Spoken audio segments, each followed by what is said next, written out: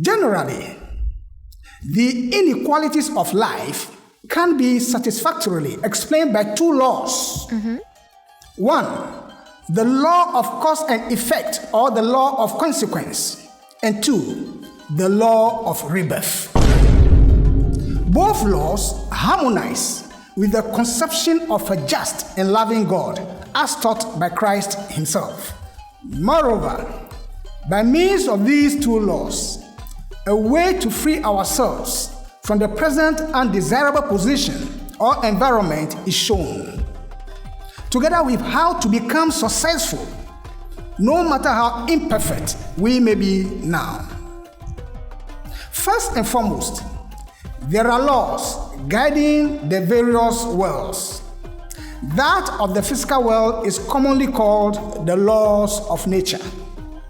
Mankind, humanity, is required to work with and within these laws. Every transgression is met with equal retribution. Disobedience causes an imbalance.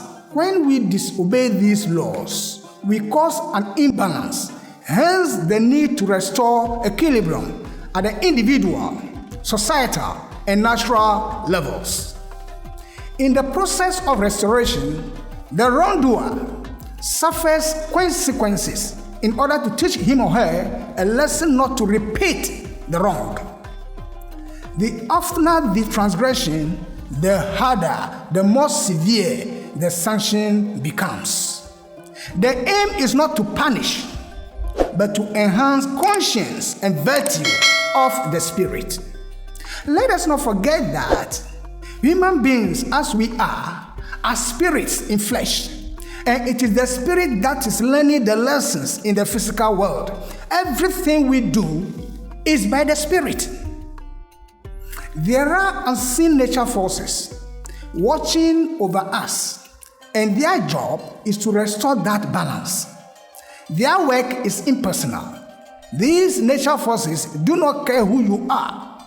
Theirs is to make sure that there is balance. So their work is impersonal. Your status or position in society, your wealth, your power, or your fame do not come in at all. What the nature forces look for is the quality of your thoughts, your words, your emotions, and your actions. That is what they look for. What are the qualities? The wrong ones must be corrected. So there comes the law of cause and effect.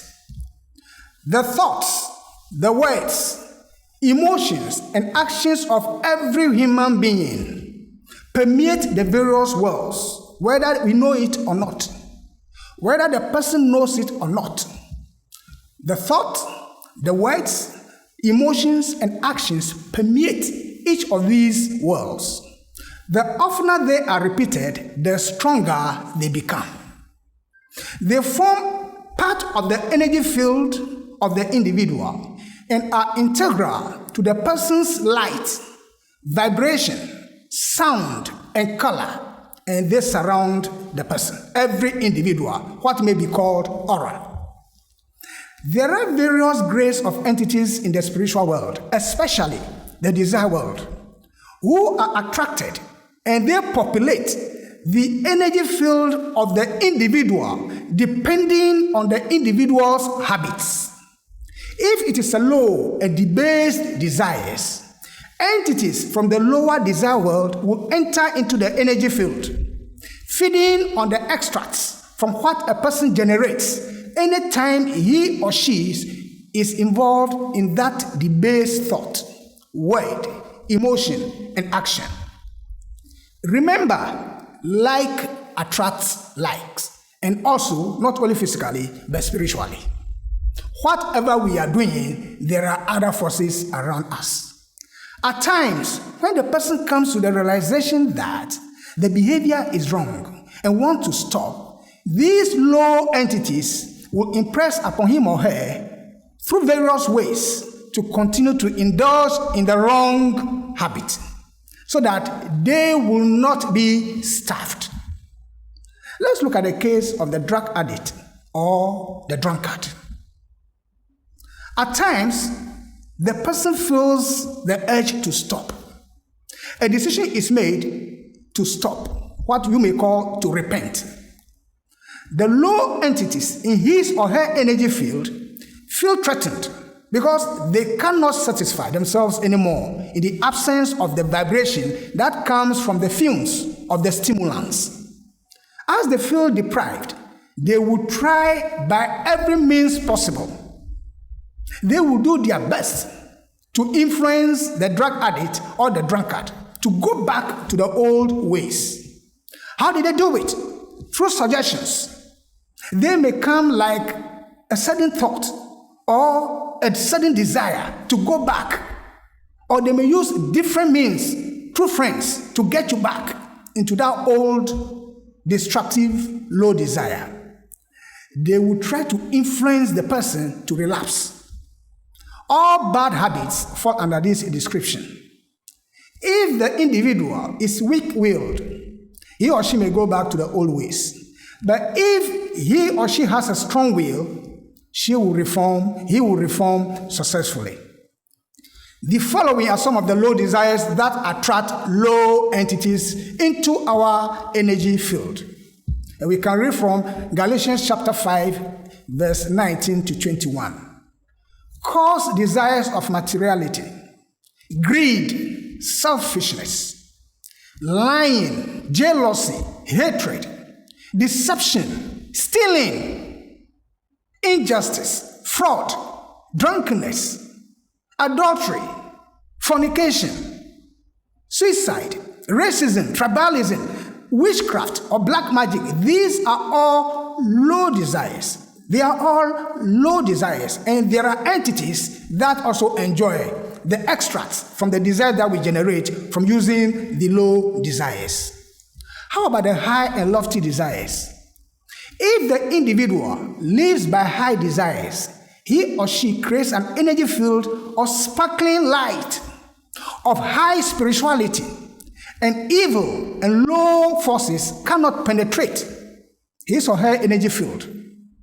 Such a person attracts higher, loving, and powerful entities into his aura, around himself or herself, including angels. Examples of these lofty desires are unconditional love and altruism, caring and sharing, helpfulness, compassion, truthfulness, transparency, to be fair to people, non-discrimination, honesty, making peace, benevolence, having sympathy, forgiveness, and what have you.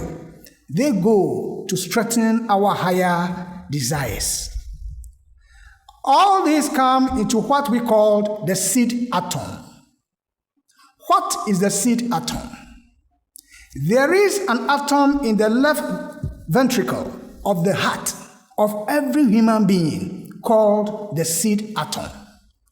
Of course, we cannot see atom with our physical eyes, but it is there. It is the energizer for the cells. The blood carries pictures of our surroundings, our thoughts, our words, our emotions, and our actions. Those records are stamped on the seed atom. So everything, our surrounding and how we ourselves are, in terms of our emotions, in terms of our thoughts, in terms of our words, they are all recorded in the seed atom. And they are carried like pictures through the blood and recorded in the seed atom of every human being. The recording takes place automatically. It needs no suggestion or approval from anybody. We have no power to shut it out. Why is it that we do not have any power to shut it out? It is part of our involuntary system. And the seed atom is described in Revelation chapter 20, verse 12. It is called the book of life. And we read, "And I saw the dead, small and great, stand before God, and the books were opened. And another book was opened, which is the book of life. And the dead were judged out of those things which were written in the books according to their works." So long as the records are in the seed atom, they must be fulfilled, good or bad.